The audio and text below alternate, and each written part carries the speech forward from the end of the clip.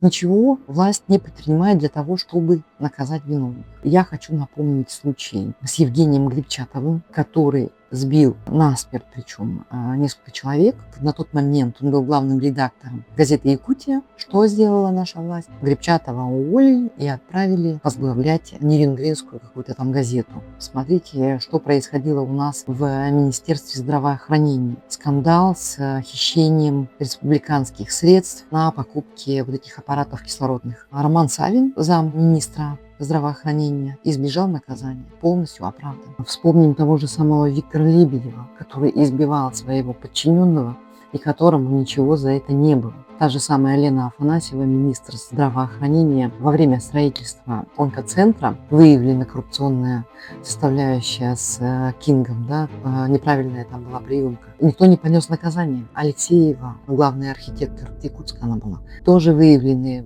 многочисленные нарушения. Никто не понес никакого наказания. Почему? Потому что эти люди приближены к власти. Рука руку моет, да, как говорится, и ворон ворону глаз не выклюет.